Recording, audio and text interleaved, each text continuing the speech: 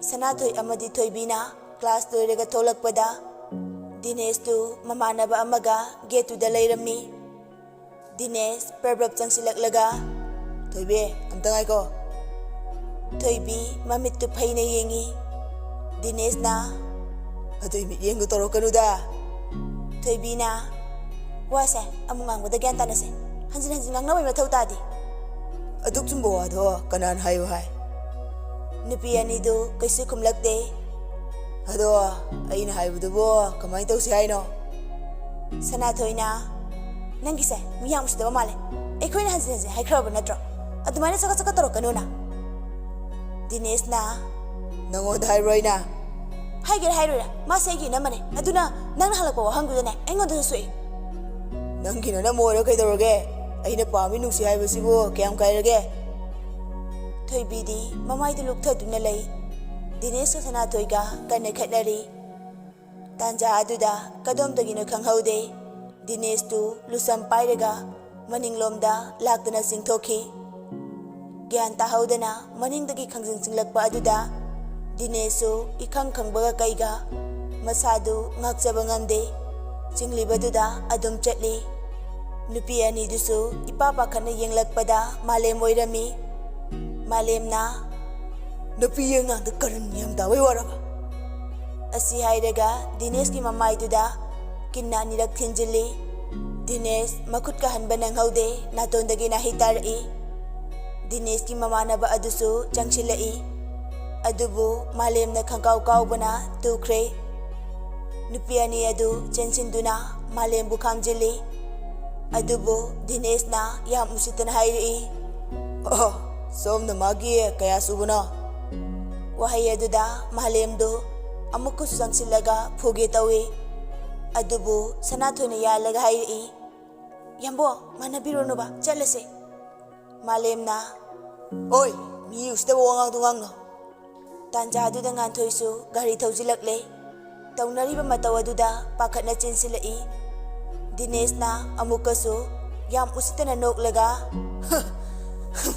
amasula asina mukaya su worino asi hairamlaga Dinesh malemda khudom bisinglaga chatkre Nganthoi na kaidoroge bai malem na kaistode Nganthoi makhoi ahumda yenglaga kaidoroge habani Malem na kaistau de bai Nganthoi makhoi ahumda yenglaga kaidoroge habani Sanathoi na asinupasna ne karan tarakpadagi yamunga khanariba Nganthoi na kai haramino bai Thoibi ga Sanathoi ga na pakhatna khamjilai yare ba kaisu haramde tamo yamhalase yambo lawalase Malem di sauning bana loirabani Adubu masadu fatharaga hairi bai aisu sida imagi thaba amlakon aduda moyani lepaga laiba uba aduga tawrise farise hannaba tawrise moina pungin henbe yawa natida kaisu khalunu noi nisu makoiso mayum da hanarakle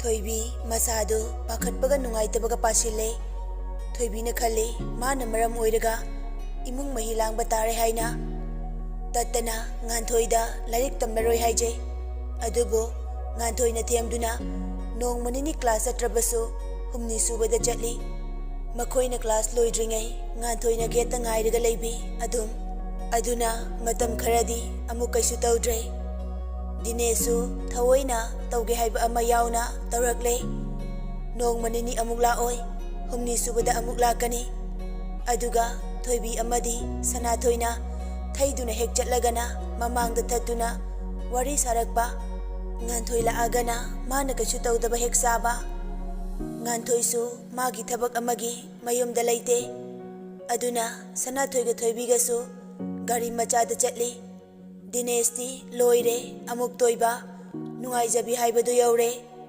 Thoibi na abe aikhoi ani khara tuna chalhaurase lambi daga khamlaga posai leirisi ko Sanathoi na hoinama asum na hainaduna makhoi anisu Prabrab gari du thauduna hanminarakle makhoi na get hek thaujilakpada Anima sor asangba amamam hondoknay.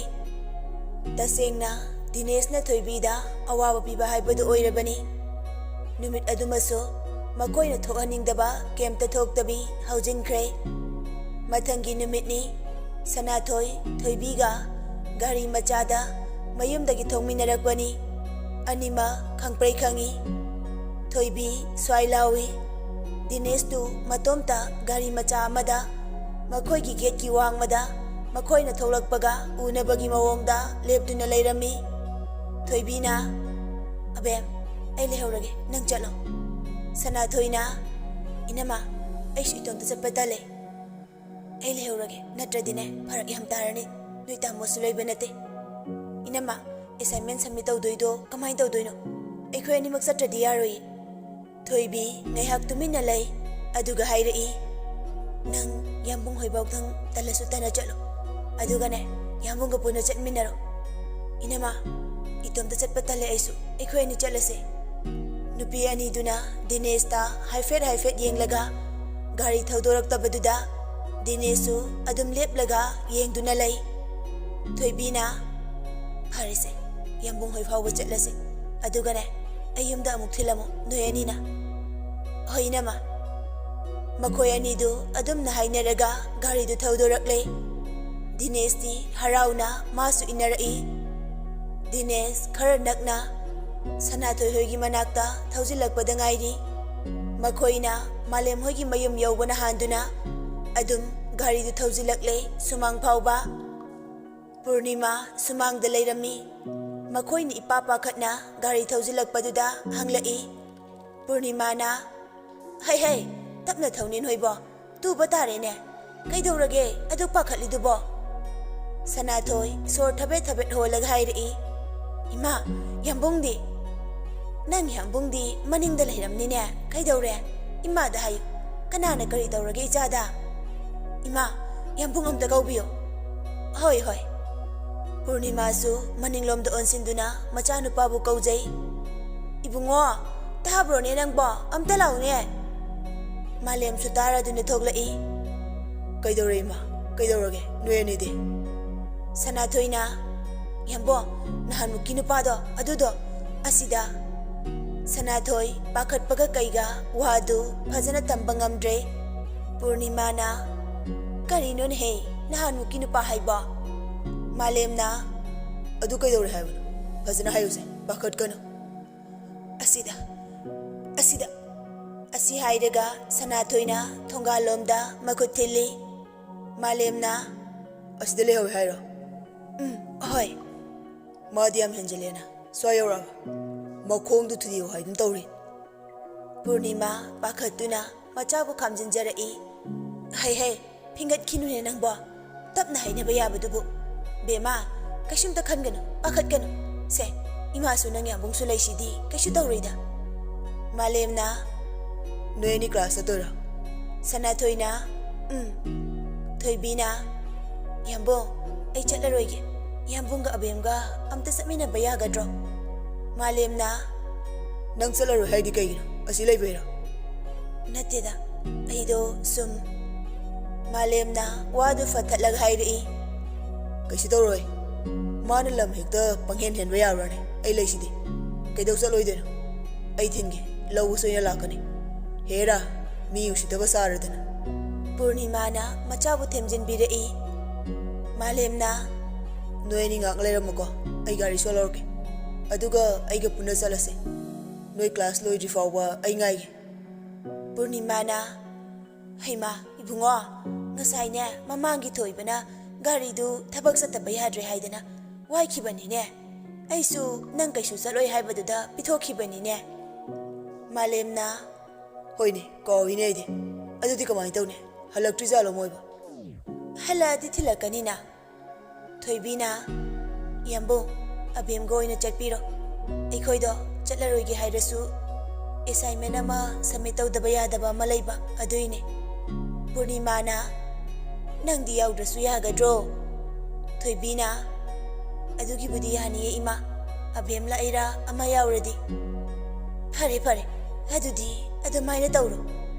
Malemna adudi nangna kamai tawba nang hana yumda thilamu haibra Purnimana Imana thilalhoire kaino adugibu ima laisidi Malemga Sanathoiga chatpa aduga Thoibibuna Purnimana thinba hainare Malemga Sanathoigana gari thaudorakpada Dinesh tu leirami Usinnadabi mamaidu nakalamada onthoktuna leikhi Malemna garidu thauduna tholakpa adudadi Malem garidu Dinesh ki manakta thaujinduna hairai Aikoi miyoibana setliba sariba mitpalibase kokpalibase kaidonabno haidu fazana natin yotharaga khantaraba matungda mafamsi thadoktuna satko handagaina halakpada na laikai asida leiramnadi afaba khak oira Sanathoina Malemgi fruit machiduda pairaga kanna chingduna chatlasi haibagum tauri wahai khara hairamlaga makoi anisu makhoigi lambida lakle Dinesh adum leptuna leihawi Dinesh thoibi changkhraga tholaktabaduda haifet cheptha yenglaga lei thoibi soidana di tholakani khali ngasidi tholaktri fawba ngairage khale Dinesh na kainuni changraga tholaktrisi tholakanida mayum sunatabasibo natraga maise mapam gorjalo Dinesh wakhaldu jajat yam khali pungkhai mungaire aduga thoibiga Purnimaga thongminarai Dinesh na loire ai leibagi mi amu mekli male tawrise Purnima yaurabanina Dinesh tu kemtadi hairakte thoibisu usanadabi adum lakle Purnimana thoibibu mayum phawwa thilamlaga tholakpada Dinesh tu amu thoibi khoigi thongal mapada leplaga leirami Purnima tapna Dinesh ki manakta changsilaga hairai Purnimana ibungo kaidore kana hangbano Dinesh na ima swaida mi amasum thirakwane Purnima manakta changsilaga taptharaga hairai kaidauba Dinesh khumlakte tuminna mamaidu luktharaga lei Purnimana yengoi ibungo aina khanbada icha nupanadi khara halamgadaba male nasa nahani inkhalakbani ngauningba langningba matamni haiduna sune migi makada khagyet kanuko adu laina yaba haunade ko imana hairibase nang lana dilauganu nakhoi inkhalakbani apam nungsi phawba haise mahausani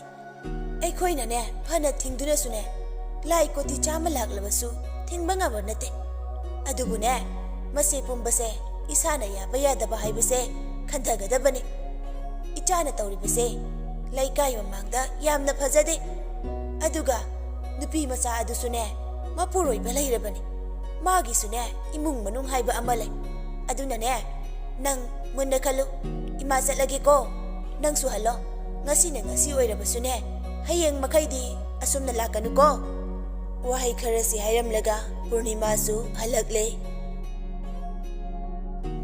aduga somdana Dinesh hanbadi lairadana aduma garida ngathaduna leplaga lei mamaidusu thoibi hoigi getlomda onduna imungdana kamdauri thoibi manemda masa nungairaktabagi halakle hairabasu magi ka yauraga thonglon sinduna kapli aigi laibagasi karino nungaiba phanglaktraba aigi punsi asibu khazik momon minop tamlakpada ngaijaribasida amuk ayetpa pibiribasibu aigi kari irala aina kanate kari lankibagino adubu tamo ai ngasi phawbada kanada lankidribra haina khale kari kamba aigi tamoy asida amakpa mache amatta yaudaba asingba makta oirabadi aina ai lande haiba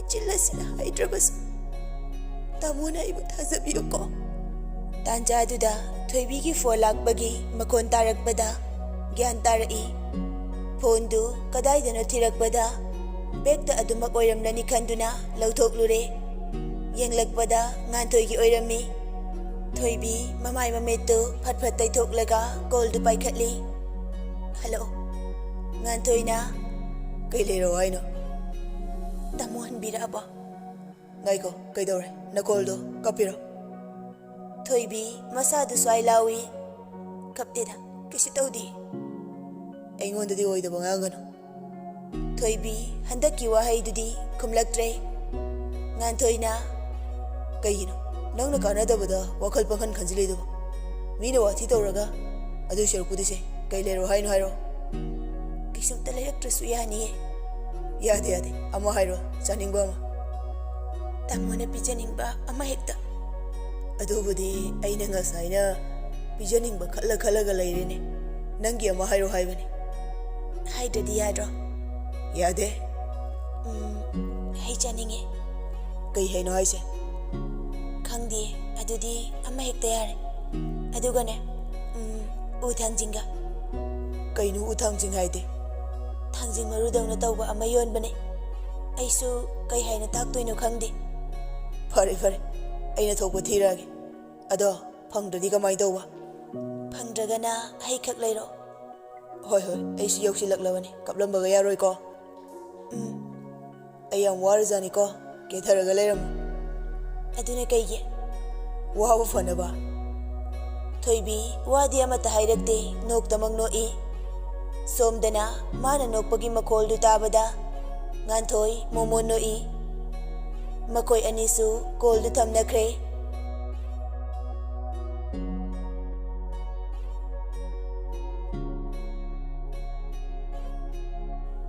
ꯉꯥꯏꯍꯥꯛꯀꯤ ꯃꯇꯨꯡꯗ ꯊꯣꯡꯒꯥꯜꯂꯣꯝꯗ ꯃꯤ ꯂꯥꯎꯅꯕꯒꯤ ꯃꯈꯣꯜ ꯇꯥꯔꯛꯏ ꯊꯣꯏꯕꯤ ꯄꯥꯈꯠꯅ ꯆꯦꯟꯊꯣꯔꯛꯏ ꯊꯣꯏꯕꯤꯅ ꯊꯣꯛꯂꯛꯄꯗ ꯉꯥꯟꯊꯣꯏꯒ ꯗꯤꯅꯦꯁꯀꯗꯨ ꯐꯨꯔꯤꯠꯀꯤ ꯀꯂꯔꯁꯤꯡꯗꯨ ꯑꯃꯅ ꯑꯃꯒꯤ ꯄꯥꯏꯅꯗꯨꯅ ꯂꯩꯔꯝꯃꯤ ꯊꯣꯏꯕꯤ ꯄꯥꯈꯠꯅ ꯆꯦꯟꯁꯤꯜꯂꯒ ꯉꯥꯟꯊꯣꯏꯕꯨ ꯆꯤꯡꯊꯣꯛꯏ ꯂꯩꯀꯥꯏꯒꯤ ꯃꯤ ꯈꯔꯁꯨ ꯌꯦꯡꯅꯔꯛꯏ ꯊꯣꯏꯕꯤꯅ ꯇꯥꯃꯣ ꯃꯤ ꯂꯣꯏꯅ ꯌꯦꯡꯅꯔꯛꯑꯦ ꯇꯣꯛꯑꯁꯦ ꯆꯪꯂꯁꯦ ꯊꯣꯏꯕꯤꯅ ꯅꯝꯗꯅ ꯆꯤꯡꯊꯣꯛꯂꯕ ꯃꯇꯨꯡꯗ ꯗꯤꯅꯦꯁꯀꯤ ꯃꯅꯥꯛꯇ ꯂꯥꯛꯇꯨꯅ ꯍꯥꯏꯔꯛꯏ ꯅꯪꯅ ꯄꯥꯝꯃꯤꯁꯤ ꯀꯩꯅꯣ ꯗꯤꯅꯦꯁꯇꯨ ꯉꯥꯟꯊꯣꯏ ꯂꯩꯔꯤ ꯍꯥꯏꯕ ꯎꯁꯤꯠꯇꯕ ꯃꯈꯩ ꯍꯥꯏꯔꯛꯏ ꯅꯪꯒꯤ ꯅꯨꯡꯁꯤꯕ ꯑꯗꯨ ꯑꯩꯉꯣꯟꯗꯁꯨ ꯈꯖꯤꯛꯇꯪ ꯈꯥꯏꯕꯤ ꯍꯦ ꯅꯪ ꯌꯥꯝ ꯍꯦꯟꯖꯤꯜꯂꯛꯀꯅꯨ ꯑꯩꯁꯤ ꯀꯅꯥꯅꯣ ꯍꯥꯏꯕ ꯈꯪꯂꯕ ꯅꯠꯇ꯭ꯔꯣ ꯃꯁꯤꯗꯅꯦ ꯍꯟꯖꯤꯟ ꯍꯟꯖꯤꯟ ꯋꯥ ꯉꯥꯡꯅꯕꯒꯤ ꯃꯊꯧ ꯇꯥꯗꯦ ꯑꯉꯥꯡ ꯃꯆꯥ ꯅꯠꯇꯦ ꯑꯩꯗꯤ ꯉꯥꯡꯅꯒꯗꯕ ꯋꯥ ꯌꯥꯝ ꯂꯩ ꯑꯩ ꯅꯪꯒꯤ ꯋꯥꯊꯤ ꯋꯥꯔꯦꯝ ꯇꯥꯕꯒꯤ ꯃꯇꯝ ꯂꯩꯇꯦ ꯅꯃꯥꯡꯗ ꯂꯦꯞꯂꯤꯕꯁꯤ ꯈꯪꯂꯕ ꯅꯠꯇ꯭ꯔꯣ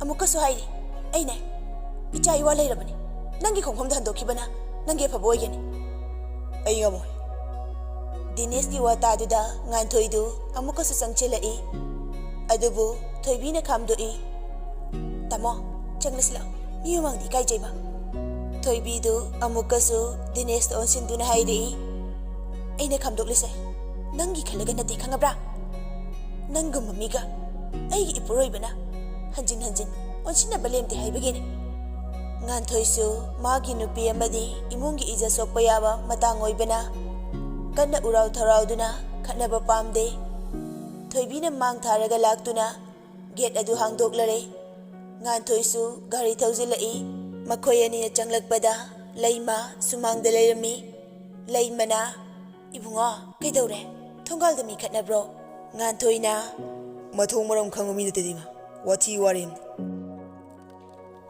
ꯂꯩꯃꯁꯨ ꯀꯩꯝꯇ ꯈꯟꯗꯕꯤ ꯑꯗꯨꯝ ꯆꯪꯂꯛꯂꯦ ꯃꯈꯣꯏꯒꯤ ꯀꯥ ꯌꯧꯔꯛꯂꯒ ꯇꯨꯃꯤꯟꯅ ꯐꯃꯨꯡ ꯃꯆꯤꯗꯨꯗ ꯐꯝꯗꯨꯅ ꯂꯩ ꯉꯥꯟꯊꯣꯏꯅ ꯀꯩꯒꯤꯅꯣ ꯑꯃꯨꯛ ꯄꯩꯔꯤꯗꯨꯅ ꯑꯩꯅ ꯐꯖꯅ ꯀꯦꯊꯔꯒ ꯂꯩꯔꯝꯃꯨ ꯍꯥꯏꯔꯒ ꯊꯣꯏꯕꯤꯅ ꯀꯥꯏꯗꯩ ꯀꯦꯕꯅꯣ ꯀꯩꯁꯨ ꯈꯜꯂꯨꯅꯨ ꯍꯥꯏꯔꯃꯇꯗ ꯅꯪ ꯁꯤꯗꯤꯕ ꯇꯥꯃꯣ ꯑꯩ ꯌꯥꯝ ꯄꯥꯈꯠꯂꯦ ꯏꯃꯥꯅ ꯈꯪꯂꯛꯂꯒ ꯀꯔꯤ ꯍꯥꯏꯒꯅꯤ ꯑꯗꯨꯒ ꯂꯩꯀꯥꯏ ꯌꯧꯁꯤꯜꯂꯛꯂꯦ ꯂꯩꯀꯥꯏꯒꯤ ꯃꯤꯅ ꯈꯪꯅꯔꯛꯂꯒ ꯑꯩꯕꯨ ꯀꯅꯥꯅꯁꯨ ꯐꯅ ꯍꯥꯏꯅꯕꯤꯔꯣꯏ ꯌꯥꯔꯦ ꯌꯥꯔꯦ ꯇꯣꯛꯑꯣ ꯑꯩ ꯂꯩꯁꯤꯗꯤ ꯑꯩꯅ ꯂꯣꯏꯅ ꯐꯅꯕ ꯁꯤꯜꯂꯗꯤ ꯌꯥꯔꯕ ꯅꯠꯇ꯭ꯔꯣ ꯑꯗꯨꯏ ꯋꯥꯒ ꯂꯥꯏꯔꯤ ꯑꯩꯅ ꯂꯩꯔꯛꯏꯁꯦ ꯁꯤ ꯍꯥꯟꯅ ꯑꯝꯇ ꯆꯥꯈꯤꯁꯤ ꯑꯩ ꯆꯥ ꯁꯦꯝꯂꯛꯀꯦ ꯊꯣꯏꯕꯤ ꯍꯧꯒꯠꯂꯒ ꯆꯠꯀꯦ ꯇꯧꯏ ꯉꯥꯟꯊꯣꯏ ꯆꯪꯁꯤꯜꯂꯛꯇꯨꯅ ꯃꯅꯤꯡꯂꯣꯝꯗꯒꯤ ꯊꯣꯏꯕꯤꯒꯤ ꯃꯈ꯭ꯋꯥꯡꯗ ꯈꯪꯀꯣꯟ ꯀꯣꯟꯁꯤꯜꯂꯒ ꯐꯥꯏ ꯊꯣꯏꯕꯤꯁꯨ ꯏꯈꯪ ꯈꯪꯏ ꯑꯁ ꯉꯥꯟꯊꯣꯏ ꯈꯗꯥꯡꯗꯨ ꯊꯣꯏꯕꯤꯒꯤ ꯂꯥꯏꯕꯛ ꯃꯄꯥ ꯑꯗꯨꯋꯥꯏꯗ ꯈꯤꯇꯪ ꯅꯣꯟꯊꯔꯒ ꯊꯝꯃꯤ ꯑꯗꯨꯒ ꯍꯥꯏꯔꯛꯏ ꯅꯨꯃꯤꯠ ꯈꯔꯅꯤ ꯎꯗꯕꯗ ꯑꯩ ꯀꯌꯥꯝ ꯋꯥꯏ ꯈꯪꯕ꯭ꯔꯥ? ꯑꯁꯦꯡꯕ? ꯑꯁꯦꯡꯕꯅꯤ. ꯑꯩꯁꯦ ꯅꯪꯅ ꯄꯨꯡꯉꯥꯎ ꯉꯥꯎꯍꯜꯂꯤꯁꯤ ꯀꯩꯒꯤꯅꯣ? ꯑꯩꯁꯦ ꯍꯥꯟꯅ ꯁꯨꯃꯥꯏꯅ ꯇꯧꯖꯔꯝꯗꯕꯅꯤ. ꯊꯣꯏꯕꯤ ꯋꯥ ꯑꯃꯠꯇ ꯍꯥꯏꯔꯛꯇꯦ, ꯅꯣꯛꯇꯃꯛ ꯅꯣꯛꯏ. ꯉꯥꯟꯊꯣꯏ ꯃꯈꯥ ꯑꯃꯨꯛ ꯇꯥꯔꯛꯏ. ꯅꯪꯒꯤ ꯋꯥ ꯉꯥꯡꯗꯅ ꯑꯣꯏꯅꯖꯕꯁꯤꯗꯅꯤ ꯑꯩꯅ ꯍꯦꯟꯅ ꯉꯥꯎꯔꯤꯁꯦ. ꯏꯁꯣꯔꯁꯦ ꯐꯗꯤ ꯐꯕꯖꯥꯠꯅꯤ ꯑꯩꯒꯤꯗꯃꯛ ꯅꯪ ꯁꯦꯝꯕꯤꯔꯝꯕꯁꯦ. ꯇꯥꯟꯖꯥꯗꯨꯗ ꯁꯅꯥꯊꯣꯏꯅ ꯃꯅꯝꯃꯕꯨ ꯀꯧꯗꯨꯅ ꯆꯪꯂꯛꯏ. ꯃꯈꯣꯏ ꯑꯅꯤꯁꯨ ꯂꯩꯔꯝꯂꯤꯕ ꯃꯑꯣꯡꯗꯨ ꯐꯠ ꯐꯠ ꯊꯥꯗꯣꯛꯅꯩ. ꯑꯗꯨꯒ ꯊꯣꯏꯕꯤꯅ "ꯀꯩ ꯍꯥꯏꯒꯦ? ꯑꯩ ꯁꯤꯗ ꯂꯩꯌꯦ" ꯑꯁꯤ ꯍꯥꯏꯔꯒ ꯑꯗꯨꯝ ꯊꯣꯛꯈ꯭ꯔꯦ꯫ ꯃꯥꯅ ꯊꯣꯛꯈꯤꯕꯗ ꯊꯣꯡꯖꯤꯜ ꯑꯗꯨꯋꯥꯏꯗꯒꯤ ꯍꯥꯏꯐꯦꯠ ꯃꯃꯥꯏꯗꯨ ꯑꯣꯟꯊꯣꯛꯂꯒ ꯉꯥꯟꯊꯣꯏꯗ ꯁꯨꯒꯠꯂꯝꯃꯤ꯫ ꯉꯥꯟꯊꯣꯏꯁꯨ ꯅꯣꯛꯇꯨꯅ ꯑꯗꯨꯝ ꯂꯩꯍꯧꯔꯦ꯫ ꯊꯣꯏꯕꯤꯅ "ꯑꯕꯦ, ꯅꯪ ꯍꯜꯂꯛꯑꯕꯣ? ꯀꯃꯥꯏꯅ ꯇꯧꯔꯦ?" ꯁꯅꯥꯊꯣꯏꯅ "ꯏꯅꯝꯃ, ꯀꯩꯁꯨꯝ ꯇꯧꯗꯦꯗ. ꯑꯩꯈꯣꯏ ꯇꯥꯃꯣ ꯍꯜꯂꯛꯑꯕꯣ?" "ꯍꯜꯂꯛꯑꯦ." "ꯑꯩꯗꯤ ꯄꯥꯈꯠꯄꯅ ꯂꯣꯏꯔꯕꯅꯤ ꯉꯁꯥꯏ." "ꯀꯩꯒꯤ?" "ꯑꯁ, ꯌꯥꯝꯕꯨꯡꯅꯅꯦ ꯇꯥꯃꯣꯗ ꯄꯥꯎ ꯂꯣꯏꯅ ꯍꯦꯛ ꯇꯝꯃꯦ. ꯑꯗꯩꯗꯤ ꯇꯥꯃꯣꯁꯨ ꯍꯦꯛꯇ ꯐꯤꯡꯒꯠꯂꯛꯑꯦ." "ꯅꯣꯏ ꯇꯥꯃꯣ ꯍꯜꯂꯛꯄꯗꯅꯦ ꯒꯦꯠꯇ ꯑꯗꯨꯝ ꯂꯩꯔꯝꯃ ꯃꯥꯜꯂꯦ. ꯀꯩꯀꯩ ꯍꯥꯏꯅꯈꯤꯕꯅꯣ ꯍꯥꯏꯗꯤ ꯑꯩꯁꯨ ꯈꯪꯗ꯭ꯔꯦ. ꯑꯩꯅ ꯊꯣꯛꯂꯛꯄꯗꯅꯦ ꯐꯨꯅꯗꯣꯏ ꯇꯧ ꯂꯩꯔꯝꯃꯦ. ꯑꯗꯩꯗꯤ ꯑꯩꯁꯨ ꯑꯗꯨꯝ ꯅꯣꯏ ꯇꯥꯃꯣ ꯄꯨꯁꯤꯜꯂꯒ ꯂꯥꯛꯑꯦꯗꯅ. ꯑꯝꯇꯪ ꯊꯤꯅ ꯐꯨꯔꯒ ꯐꯗꯧꯅꯦ. ꯃꯤ ꯎꯁꯤꯠꯇ꯭ꯔꯤꯅꯦ ꯃꯥꯒꯤꯗꯣ." "ꯍꯣꯏ, ꯎꯁꯤꯠꯇꯕ ꯑꯃꯗꯤ ꯌꯥꯎꯔꯤ. ꯑꯗꯨꯗꯅꯦ ꯈꯠꯅ ꯆꯩꯅꯕ ꯍꯥꯏꯁꯤꯗꯤ ꯑꯐꯕꯁꯨ ꯅꯠꯇꯦ. ꯑꯗꯨꯅꯅꯦ ꯑꯩꯗꯤ ꯇꯜꯂꯤꯅꯦ." "ꯍꯣꯏ, ꯑꯗꯨꯕꯨꯗꯤ ꯆꯨꯝꯕ. ꯑꯗꯨꯗ ꯎꯁꯤꯠꯇꯕ ꯑꯃ ꯍꯦꯟꯃꯜꯂꯦ ꯍꯥꯏꯕ. ꯐꯠꯇ ꯅꯨꯡꯗ ꯊꯣꯛꯂꯗꯤ ꯀꯝꯗꯧꯅꯤ? ꯀꯅꯥꯒꯤ ꯃꯥꯡꯖꯕꯅꯣ? ꯑꯗꯨꯅ ꯑꯩꯈꯣꯏꯅ ꯀꯩꯁꯨꯝꯇ ꯇꯧꯔꯣꯏꯁꯦ. ꯄꯨꯂꯤꯁꯇ ꯇꯥꯛꯄ꯭ꯔꯥ ꯀꯩꯅꯣ ꯇꯧꯔ ꯂꯣꯏꯔꯦ." "ꯐꯔꯦꯁꯦ, ꯅꯪꯁꯨꯅꯦ ꯅꯐꯤ ꯅꯔꯣꯜꯗꯣ ꯍꯣꯡꯗꯣꯛꯂꯣ. ꯑꯩ ꯆꯥ ꯁꯦꯝꯕꯤꯔꯛꯑꯒꯦ." "ꯍꯣꯏ ꯏꯅꯝꯃ."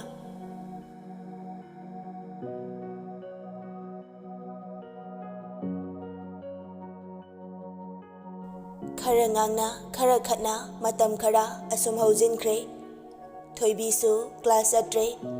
ꯑꯦꯛꯖꯥꯝ ꯂꯩꯕ ꯃꯇꯝꯗ ꯈꯛ ꯆꯠꯂꯦ꯫ ꯁꯅꯥꯊꯣꯏꯒ ꯗꯤꯅꯦꯁꯀ ꯊꯦꯡꯅꯕꯗꯗꯤ ꯀꯩꯁꯨ ꯍꯥꯏꯅꯗꯦ꯫ ꯅꯣꯡ ꯐꯥꯗꯣꯛ ꯗꯤꯅꯦꯁꯅ ꯊꯣꯏꯕꯤ ꯂꯥꯛꯇ꯭ꯔꯗꯤ ꯀꯩꯗꯧꯔꯒꯦ ꯍꯥꯏꯅ ꯍꯪꯂꯕꯁꯨ ꯁꯅꯥꯊꯣꯏꯅ ꯈꯪꯗꯦ ꯍꯥꯏꯕ ꯅꯠꯇꯅ ꯃꯥꯒꯤ ꯑꯍꯦꯟꯕ ꯄꯥꯎꯈꯨꯝ ꯐꯪꯗꯦ꯫ ꯁꯅꯥꯊꯣꯏꯅ ꯀꯩꯒꯨꯝꯕ ꯃꯇꯝꯗꯁꯨ ꯐꯖꯅ ꯍꯥꯏꯕꯁꯨ ꯌꯥꯎꯏ, ꯈꯨꯝꯗꯕꯁꯨ ꯌꯥꯎꯏ꯫ ꯗꯤꯅꯦꯁꯁꯨ ꯍꯥꯟꯅꯗꯧꯅ ꯀꯣꯂꯦꯖꯇ ꯅꯨꯃꯤꯠ ꯈꯨꯗꯤꯡꯒꯤ ꯂꯥꯛꯄꯗꯤ ꯇꯧꯔꯦ꯫ ꯁꯅꯥꯊꯣꯏꯁꯨ ꯋꯥꯏ ꯁꯪꯂꯦ ꯍꯥꯏꯅ ꯈꯜꯂꯤ꯫ ꯁꯣꯝꯗꯅ ꯀꯝꯗꯧꯔꯤ?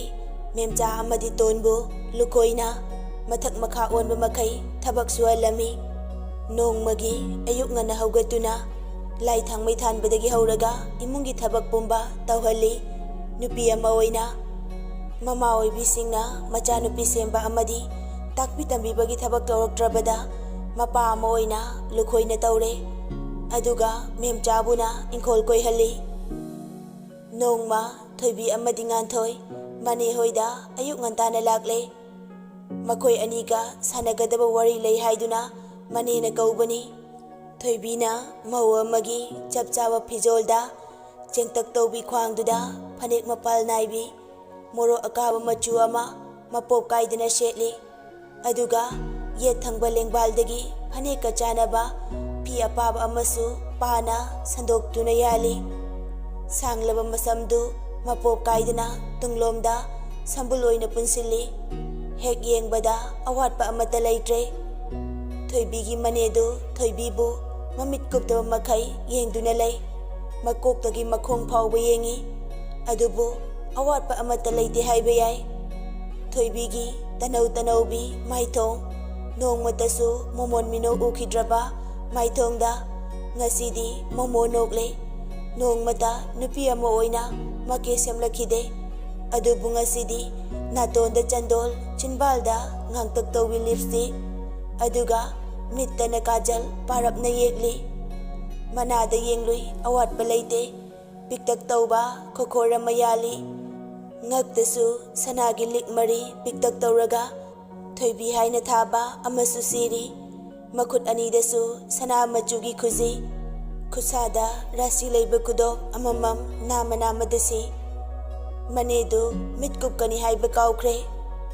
ꯊꯣꯏꯕꯤꯅ ꯆꯪꯁꯤꯟꯗꯨꯅ ꯃꯅꯦꯗ ꯀꯣꯜꯂꯛꯄꯗ ꯒ꯭ꯌꯥꯟ ꯂꯥꯛꯂꯦ꯫ ꯊꯣꯏꯕꯤꯅ "ꯅꯦꯅꯦ, ꯀꯩꯗꯧꯔꯒꯦ?" ꯃꯅꯦꯅ "ꯏꯆꯥꯗꯤ ꯃꯁꯛꯁꯨ ꯌꯥꯝ ꯐꯖꯔꯦ꯫ ꯑꯋꯥꯠꯄ ꯑꯃꯠꯇ ꯂꯩꯇꯦ꯫ ꯏꯆꯥꯒꯤ ꯑꯅꯧꯕ ꯁꯛꯇꯝ ꯑꯁꯤꯗ ꯁꯤꯃꯗꯤ ꯋꯥꯠꯂꯤ, ꯄꯥꯝꯗꯦ, ꯊꯤ ꯍꯥꯏꯕ ꯑꯃꯠꯇ ꯂꯩꯇꯦ꯫ ꯏꯆꯥꯗꯗꯤ ꯏꯄꯛꯇ ꯄꯛꯆꯩ꯫ ꯇꯣꯝꯕꯅ ꯍꯩ, ꯋꯥꯔꯤꯗꯨ ꯀꯣꯟꯅ ꯁꯥꯟꯅꯧ, ꯑꯉꯥꯡꯁꯤꯡꯁꯦ ꯊꯦꯡꯂꯩ꯫ ꯆꯥꯛ ꯏꯁꯤꯡꯗꯨ ꯍꯥꯟꯅ ꯆꯥꯅꯅꯕ ꯇꯧꯈꯤꯁꯤ, ꯑꯗꯨꯒꯅꯦ ꯋꯥꯔꯤꯗꯨ ꯀꯣꯟꯁꯤ꯫ ꯃꯅꯦꯗꯨꯅ ꯍꯣꯏ ꯍꯣꯏ ꯏꯕꯨꯡꯉꯣ ꯂꯥꯛꯑꯣ ꯆꯪꯂꯁꯤ꯫ ꯃꯅꯦꯗꯨ ꯊꯣꯏꯕꯤꯗ ꯑꯃꯨꯛ ꯑꯣꯟꯁꯤꯜꯂꯛꯏ꯫ ꯅꯆꯟꯅꯨꯄꯤ ꯑꯃ ꯂꯩ ꯍꯥꯏꯗꯨ ꯄꯨꯕꯤꯔꯛꯎ ꯍꯥꯏꯔꯒ ꯀꯩꯗꯧꯔꯕ? ꯊꯣꯏꯕꯤꯅ ꯅꯦꯅꯦ ꯃꯥꯁꯨ ꯂꯥꯛꯀꯅꯤ ꯍꯥꯏꯅ ꯇꯧꯕꯅꯦ, ꯑꯗꯨꯗ ꯐꯔꯛ ꯇꯥꯔꯦ, ꯀꯣꯂꯦꯖꯀꯤ ꯀꯣꯏꯕ ꯆꯠꯀꯅꯤ ꯍꯥꯏꯅ ꯂꯩꯍꯧꯔꯦ꯫ ꯏꯍꯦ, ꯃꯥꯁꯨ ꯌꯥꯎꯖꯔꯛꯂꯗꯤ ꯐꯗꯧꯕ, ꯏꯃꯨꯡ ꯃꯅꯨꯡ ꯄꯨꯟꯅ ꯁꯛ ꯈꯪꯅꯅꯕ ꯑꯩꯈꯣꯏꯁꯨ ꯑꯃꯨꯛꯇꯪꯗꯤ ꯂꯥꯛꯀꯦ ꯈꯜꯂꯤꯕꯅꯤ꯫ ꯍꯣꯏꯅꯦ ꯂꯥꯛꯑꯣ, ꯏꯃꯥꯁꯨ ꯄꯨꯟꯅ ꯂꯥꯛꯅꯕ ꯇꯧꯕꯅꯦ, ꯑꯕꯦꯝꯁꯨ, ꯑꯗꯣ ꯌꯨꯝ ꯁꯪꯕꯤꯅꯕ ꯂꯩꯇꯕꯒꯤ ꯑꯩꯈꯣꯏ ꯑꯅꯤꯈꯛ ꯂꯥꯛꯂꯕꯅꯤ꯫ ꯐꯔꯦ ꯐꯔꯦ, ꯃꯊꯪꯅꯦ ꯃꯇꯥꯡ ꯆꯥꯕꯗ ꯍꯦꯛ ꯁꯛꯈꯪ ꯃꯥꯏꯈꯪꯅꯕ ꯍꯥꯏꯗꯨꯅꯤ꯫ ꯇꯣꯝꯕꯒ ꯉꯥꯟꯊꯣꯏꯒꯅ ꯅꯥꯀꯜ ꯑꯃꯗ ꯄꯤꯖꯔꯦ, ꯑꯗꯨꯒ ꯊꯣꯏꯕꯤꯒ ꯃꯅꯦꯒꯅ ꯅꯥꯀꯜ ꯑꯃꯗ ꯆꯥꯛ ꯏꯁꯤꯡ ꯄꯨꯟꯅ ꯆꯥꯊꯣꯛꯃꯤꯟꯅꯔꯦ꯫ ꯆꯥꯛ ꯆꯥꯅ ꯆꯥꯅ ꯃꯅꯦꯅ ꯋꯥꯔꯤ ꯍꯧꯗꯣꯔꯛꯏ꯫ ꯏꯕꯨꯡꯉꯣ, ꯑꯩꯅ ꯅꯍꯥꯟꯗꯤꯅꯦ ꯊꯣꯏꯕꯤꯒꯤ ꯃꯃꯥꯗꯨꯁꯨꯅꯦ ꯂꯥꯟ ꯇꯧꯕꯅꯤ꯫ ꯉꯥꯟꯊꯣꯏ ꯀꯩꯁꯨꯝꯇ ꯍꯥꯏꯗꯅ ꯇꯨꯃꯤꯟꯅ ꯃꯅꯦꯗꯨꯗ ꯌꯦꯡꯗꯨꯅ ꯂꯩ꯫ ꯇꯣꯝꯕꯅ ꯏꯍꯦ, ꯀꯃꯥꯏꯅ ꯇꯧꯅꯤ ꯃꯅꯦ ꯅꯪꯁꯦ? ꯑꯣꯟꯊꯣꯛꯄꯅꯤꯗ, ꯑꯣꯟꯊꯣꯛꯅ ꯒ꯭ꯌꯥꯟ ꯇꯥꯈꯤꯗ꯭ꯔꯦꯗ ꯆꯥꯔꯤ ꯊꯛꯂꯤꯉꯩꯁꯤꯗ꯫ ꯃꯅꯦꯅ ꯀꯩ ꯀꯥꯏꯒꯦ ꯁꯤꯕꯨ, ꯆꯥꯛ ꯆꯥꯅ ꯆꯥꯅ ꯁꯥꯍꯧꯗ꯭ꯔꯗꯤ ꯀꯩꯅꯣ, ꯃꯣꯏꯁꯨ ꯑꯃꯨꯛ ꯍꯟꯈꯤꯗꯣꯏꯅꯤ, ꯊꯦꯡꯅꯕꯅꯤ, ꯂꯝꯅꯒ ꯂꯥꯞꯄꯁꯤꯗ꯫ ꯉꯥꯟꯊꯣꯏꯅ ꯍꯣꯏ ꯀꯩꯁꯨ ꯀꯥꯏꯗꯦꯗ, ꯑꯗꯣ ꯀꯩꯗꯧꯋꯦ ꯍꯥꯏꯕꯅꯣ? ꯃꯅꯦꯅ ꯑꯗꯨꯅꯤ ꯀꯩꯁꯨ ꯀꯥꯏꯗꯦꯕ꯫ ꯑꯣ ꯅꯍꯥꯟꯗꯣ ꯑꯩꯅꯅꯦ ꯊꯣꯏꯕꯤꯒꯤ ꯃꯌꯨꯝꯗ ꯆꯠꯂꯨꯔꯦ, ꯑꯗꯨꯒꯅꯦ ꯂꯥꯟ ꯇꯧꯕꯅꯤ꯫ ꯑꯁꯤ ꯍꯥꯏꯔꯒ ꯍꯧꯈꯤꯕ ꯋꯥꯔꯤ ꯂꯤꯔꯛꯏ꯫ ꯃꯦꯝꯆꯥ ꯏꯪꯈꯣꯜꯗ ꯌꯣ ꯇꯧꯗꯨꯅ ꯂꯩꯔꯝꯃꯤ꯫ ꯃꯅꯦꯅ ꯏꯕꯦꯝꯃꯗꯤ ꯌꯥꯝ ꯉꯝꯃꯦꯗ꯫ ꯃꯅꯦꯗꯨ ꯁꯨꯃꯥꯡ ꯃꯇꯣꯟꯗ ꯂꯦꯞꯂꯒ ꯂꯥꯎꯔꯛꯄꯅꯤ ꯍꯦꯛꯇ꯫ ꯂꯨꯈꯣꯏꯁꯨ ꯃꯥꯡꯒꯣꯜꯗ ꯐꯝꯗꯨꯅ ꯂꯩ, ꯋꯥ ꯑꯃꯠꯇ ꯍꯥꯏꯗꯦ, ꯇꯨꯃꯤꯟꯅ ꯌꯦꯡꯗꯨꯅ ꯂꯩ꯫ ꯃꯦꯝꯆꯥꯅ ꯀꯔꯤ ꯋꯥꯇꯥꯅꯣ? ꯃꯅꯦꯅ ꯀꯩꯅꯣ ꯋꯥꯇꯥ ꯍꯥꯏꯗꯤ, ꯍꯩꯇꯧ ꯉꯝꯕꯤꯌꯦ, ꯄꯩꯁꯥꯗꯣ ꯄꯨꯊꯣꯔꯛꯎ ꯂꯥꯎꯂꯥ꯫ ꯑꯁꯤ ꯍꯥꯏꯔꯒ ꯃꯈꯨꯠ ꯈꯠꯂꯗꯨꯅ ꯀꯧꯏ꯫ ꯃꯦꯝꯆꯥꯅ ꯀꯩ ꯄꯩꯁꯥꯅꯣ ꯍꯥꯏꯁꯦ? ꯏꯆꯦꯗꯤ ꯇꯧꯕ ꯉꯝꯃꯤꯗꯀꯣ, ꯑꯩꯅ ꯀꯩꯗꯧꯔꯒꯦ ꯅꯣꯏꯗ? ꯑꯩꯅ ꯇꯥꯗꯅ ꯂꯧꯕꯅꯤ ꯈꯜꯂꯒ ꯕꯦꯕꯥꯔꯗꯅꯦ ꯃꯤꯡ ꯀꯧꯗꯕꯅꯤ, ꯋꯥꯔꯤ ꯁꯥꯕ ꯌꯥꯝ ꯅꯨꯡꯉꯥꯏꯔꯣꯏꯗꯧꯔꯤ꯫ ꯑꯁꯤ ꯍꯥꯏꯔꯒ ꯂꯨꯈꯣꯏꯅ ꯂꯩꯔꯤꯕ ꯑꯗꯣꯝꯗ ꯐꯠ ꯑꯣꯟꯁꯤꯜꯂꯛꯏ, ꯑꯗꯨꯒ ꯍꯥꯏꯔꯛꯏ, ꯗꯥꯗꯥ ꯅꯆꯜꯕꯨ ꯋꯥꯔꯧꯕꯤꯅꯨ, ꯉꯁꯤꯗꯤꯅꯦ ꯑꯩ ꯋꯥ ꯈꯔ ꯉꯥꯡꯖꯕ ꯇꯥꯔꯦ, ꯕꯦꯕꯥꯔ ꯀꯥꯏ ꯍꯥꯏꯅ ꯈꯟꯕꯤꯒꯅꯨꯀꯣ꯫ ꯑꯁꯤ ꯍꯥꯏꯔꯒ ꯃꯦꯝꯆꯥꯔꯣꯝꯗ ꯑꯃꯨꯛ ꯑꯣꯟꯁꯤꯜꯂꯛꯏ꯫ ꯏꯕꯦꯝꯃꯅ ꯇꯧꯕ ꯉꯝꯕ ꯍꯥꯏꯕꯕꯨ ꯀꯩꯁꯨ ꯃꯔꯥꯜ ꯂꯩꯖꯗꯕꯤ ꯏꯃꯧ ꯅꯨꯄꯤ ꯑꯗꯨꯕꯨ ꯅꯝꯗꯨꯅ ꯃꯔꯥꯜ ꯂꯩꯍꯜꯂꯦ, ꯑꯗꯨꯒ ꯑꯃꯨꯛꯁꯨ ꯃꯔꯜ ꯃꯊꯨꯝ ꯂꯣꯏꯅ ꯃꯥꯡꯍꯜꯂꯦ, ꯑꯁꯤꯗꯕꯨ ꯀꯔꯤ ꯍꯥꯏꯌꯨ ꯍꯥꯏꯅꯣ? ꯃꯦꯝꯆꯥꯅ ꯑꯩꯅ ꯀꯩꯗꯧꯔꯒꯦ, ꯃꯤꯒꯤ ꯌꯨꯝꯗ ꯂꯥꯛꯄꯤꯔꯒ ꯍꯦꯛꯇ ꯂꯥꯛꯄꯤꯔꯛꯂꯤꯁꯤꯕꯣ? ꯃꯤꯒꯤ ꯃꯌꯨꯝ ꯑꯣꯏꯒꯦꯔꯥ ꯑꯣꯏꯔꯣꯏꯔꯥ, ꯂꯥꯛꯇ꯭ꯔꯕꯗꯤ ꯀꯩꯅꯣ, ꯏꯃꯧꯗꯨꯅꯅꯦ ꯅꯈꯣꯏꯗ ꯀꯔꯤ ꯂꯥꯜꯂꯝꯃꯒꯦ? ꯑꯗꯨꯒ ꯏꯅꯝꯃꯅꯅꯦ ꯏꯃꯧꯒꯤꯗꯃꯛ ꯊꯝꯂꯝꯕ ꯄꯨꯝꯕꯗꯨꯁꯨꯅꯦ ꯌꯨꯝꯇꯥꯛ ꯀꯩꯇꯥꯛꯄꯤ ꯅꯪ ꯂꯥꯛꯄꯗꯒꯤ ꯂꯣꯏꯅ ꯃꯥꯡꯂꯦꯗꯅ꯫ ꯀꯔꯤ? ꯑꯩꯅ ꯀꯔꯤ ꯃꯥꯡꯍꯜꯂꯗꯅ? ꯅꯆꯤꯟ ꯅꯔꯩꯗꯨ ꯍꯦꯟꯒꯅꯨꯅꯦꯍꯦ꯫ ꯀꯔꯤꯒꯤ ꯃꯥꯡꯒꯅꯤ? ꯀꯔꯤ ꯂꯩꯔꯤꯒꯦ ꯍꯧꯖꯤꯛ ꯏꯃꯨꯡ ꯑꯁꯤꯒꯤ ꯅꯪꯅ ꯀꯔꯤ ꯄꯨꯔꯛꯇꯅ ꯅꯅꯤꯡ ꯇꯝꯂꯤꯕꯅꯣ? ꯏꯅꯤꯡ ꯇꯝꯅꯤꯡꯂꯒ ꯇꯝꯅꯤ, ꯇꯝꯅꯤꯡꯗ꯭ꯔꯒ ꯇꯣꯛꯀꯅꯤ, ꯃꯤꯒꯤꯗ ꯂꯥꯛꯂꯒ ꯑꯋꯥꯠ ꯑꯄꯥ ꯁꯥꯔꯤꯁꯤꯕꯨ ꯊꯕꯛ ꯑꯝꯇ ꯂꯩꯇ꯭ꯔꯕ꯭ꯔꯣ? ꯏꯊꯧ ꯑꯃ ꯑꯣꯏꯅ ꯂꯥꯛꯂꯤꯕꯅꯤ, ꯍꯩꯌꯨꯝꯗꯨꯝꯕꯤ, ꯅꯪꯅ ꯄꯨꯝꯅꯃꯛ ꯃꯥꯡꯍꯟ ꯇꯥꯛꯍꯜꯂꯦꯗꯅ ꯍꯧꯖꯤꯛꯇꯤ꯫ ꯅꯃꯤꯠꯇꯨꯅ ꯅꯝꯃꯥꯅ ꯄꯣꯛꯄꯗꯒꯤ ꯑꯃꯨꯛꯇ ꯎꯔꯛꯇ꯭ꯔꯤꯕꯅꯤꯅꯅꯦ, ꯃꯤ ꯈꯖꯤꯛ ꯈꯔꯥꯛ ꯂꯩꯕ ꯎꯕꯗ ꯀꯂꯛꯇꯅꯅꯦ ꯂꯣꯏꯅ ꯀꯥꯏꯗꯅ ꯆꯥꯔꯤꯕꯅꯤꯅꯦ, ꯄꯦꯟꯗ꯭ꯔꯗꯨꯅ ꯅꯄꯥꯝꯗ ꯑꯃꯨꯛ ꯊꯩꯗꯅ꯫ ꯃꯦꯝꯆꯥꯗꯣ ꯍꯟꯗꯛꯇꯤ ꯑꯁꯦꯡꯕ ꯍꯥꯏꯔꯛꯄ ꯑꯗꯨꯗ ꯁꯥꯎꯔꯛꯏ꯫ ꯃꯅꯦꯅ ꯃꯈꯥ ꯇꯥꯔꯛꯏ, ꯏꯃꯨꯡ ꯑꯁꯤꯗꯒꯤꯅꯦ ꯏ ꯆꯨꯞꯂꯒ ꯅꯄꯥꯝꯗꯅꯅꯦ ꯃꯈꯨꯟ ꯐꯨꯜꯂꯦꯅꯦ꯫ ꯃꯦꯝꯆꯥꯗꯨ ꯃꯇꯤꯡ ꯁꯣꯛꯂ ꯃꯥꯜꯂꯦ, ꯍꯟꯗꯛꯇꯤ ꯃꯥꯅ ꯄꯥꯏꯔꯝꯕ ꯄꯣꯠꯇꯨ ꯊꯝꯂꯝꯂꯒ ꯕꯕꯜ ꯂꯥꯛꯏ, ꯑꯗꯨꯒ ꯍꯦꯛꯇ ꯈꯨꯄꯥꯛꯅ ꯊꯥꯖꯤꯜꯂꯛꯏ꯫ ꯃꯅꯦꯗꯨꯁꯨ ꯍꯂꯥ ꯅꯠꯇꯦ, ꯍꯦꯔꯥ ꯍꯥꯏꯔꯒ ꯍꯦꯛꯇ ꯃꯦꯝꯆꯥꯒꯤ ꯃꯁꯝꯗꯨ ꯐꯣꯏꯗꯠꯂꯤ, ꯃꯦꯝꯆꯥꯕꯨ ꯅꯝꯁꯤꯜꯂꯒ ꯐꯖꯅ ꯐꯨꯗꯠꯂꯦ, ꯑꯗꯨꯒ ꯇꯁ ꯀꯝꯗꯧꯏ ꯈꯪꯕ꯭ꯔꯥ ꯅꯪꯒꯨꯝꯕꯅ ꯏꯃꯧꯗ ꯄꯪꯇꯧ ꯇꯧꯕꯗꯨ ꯑꯩꯉꯣꯟꯗ ꯌꯥꯕ꯭ꯔꯥ? ꯀꯅꯥꯅꯣ ꯈꯪꯗꯕ ꯁꯥꯔꯗꯅ ꯃꯤ ꯃꯁꯛ ꯈꯪꯗ꯭ꯔꯗꯤ ꯇꯥꯛꯄꯤꯕ ꯇꯥꯕꯅꯤ꯫ ꯑꯁꯤ ꯍꯥꯏꯔꯝꯂꯒ ꯊꯣꯛꯂꯛꯏ꯫ ꯃꯈꯣꯏ ꯑꯅꯤꯅ ꯇꯧꯔꯤꯕꯗꯨ ꯂꯨꯈꯣꯏ ꯌꯦꯡꯗꯨꯅ ꯂꯩ, ꯋꯥ ꯑꯃꯠꯇꯁꯨ ꯉꯥꯡꯗꯦ, ꯋꯥꯍꯩ ꯑꯃ ꯐꯥꯎꯕ ꯍꯥꯏꯔꯛꯇꯦ꯫ ꯇꯣꯟꯗꯤ ꯉꯁꯥꯏ ꯃꯈꯩ ꯏꯃꯨꯡꯗ ꯂꯩꯔꯨꯕꯅꯤ, ꯍꯧꯖꯤꯛꯇ ꯊꯣꯛꯂꯛꯏ꯫ ꯑꯗꯨꯒ ꯃꯃꯥꯒꯤ ꯃꯅꯥꯛꯇ ꯆꯪꯁꯤꯟꯗꯨꯅ ꯃꯃꯥꯕꯨ ꯆꯤꯡꯈꯠꯄꯤ꯫ ꯃꯦꯝꯆꯥ ꯃꯁꯝ ꯃꯅꯥ ꯂꯣꯏꯅ ꯐꯥꯔꯦ, ꯐꯤꯕꯝ ꯀꯥꯏꯔꯦ꯫ ꯃꯦꯝꯆꯥꯁꯨ ꯋꯥꯔꯧꯅ ꯂꯨꯈꯣꯏꯗ ꯌꯦꯡꯂꯛꯏ, ꯑꯗꯨꯒ ꯇꯣꯟꯅ ꯁꯝꯂꯒ ꯃꯪꯒꯣꯜꯂꯣꯝꯗ ꯄꯨꯕꯤꯔꯛꯏ꯫ ꯃꯦꯝꯆꯥ ꯑꯁꯥꯎꯕꯗꯨ ꯇꯥꯏꯅꯐꯝ ꯈꯪꯗ꯭ꯔꯗꯨꯅ ꯂꯨꯈꯣꯏꯗ ꯇꯥꯏꯅꯔꯛꯏ꯫ ꯃꯈꯣꯏ ꯄꯥꯕꯨꯡ ꯂꯩꯅ ꯂꯩꯅ ꯃꯤꯅ ꯑꯁꯨꯛ ꯎꯁꯤꯠꯇꯕ! ꯂꯨꯈꯣꯏꯅ ꯈꯣꯏ ꯃꯍꯨꯝꯗ ꯆꯩꯅ ꯊꯤꯟꯗꯅ ꯈꯣꯏꯅ ꯈꯛ ꯆꯤꯛꯂꯛꯇꯕꯅꯤ, ꯅꯨꯄꯤ ꯑꯉꯥꯡꯒꯤ ꯊꯧꯔꯝꯗ ꯑꯩꯅ ꯌꯥꯎꯕ ꯌꯥꯕ ꯅꯠꯇꯦ꯫ ꯂꯨꯈꯣꯏꯅꯁꯨ ꯊꯧꯁꯥꯕꯤꯗ꯭ꯔꯕꯗ ꯃꯦꯝꯆꯥ ꯀꯞꯉꯥꯡ ꯇꯧꯔꯛꯏ꯫ ꯑꯩꯗ ꯆꯠꯈ꯭ꯔꯒꯦ, ꯂꯩꯖꯅꯤꯡꯗ꯭ꯔꯦ꯫ ꯆꯠꯂꯨ ꯑꯗꯨꯕꯨ ꯅꯪꯅ ꯃꯥꯡꯍꯟꯈꯤꯕ ꯃꯌꯥꯝꯗꯨ ꯍꯥꯟꯅ ꯑꯝꯇ ꯋꯥꯠꯇꯅ ꯄꯤꯔꯝꯀꯣ, ꯑꯗꯨꯒ ꯆꯠꯂꯨ꯫ ꯃꯣꯏ ꯄꯥꯕꯨꯡꯒꯤ ꯋꯥꯁꯤꯗꯤ ꯃꯤꯅ ꯉꯥꯡꯂꯝꯃꯤꯗꯨꯗ ꯃꯇꯦꯡ ꯄꯥꯡꯕꯒꯤ ꯋꯥꯅꯤꯅꯦ꯫ ꯃꯇꯦꯡ ꯄꯥꯡꯕ ꯅꯠꯇꯦꯅꯦ, ꯃꯤꯅ ꯍꯥꯏꯔꯤꯗꯨ ꯀꯔꯤ ꯂꯥꯟꯒꯦ? ꯑꯩꯅ ꯑꯗꯨꯗ ꯀꯔꯤ ꯍꯥꯏꯔꯨꯗꯣꯏꯅꯣ?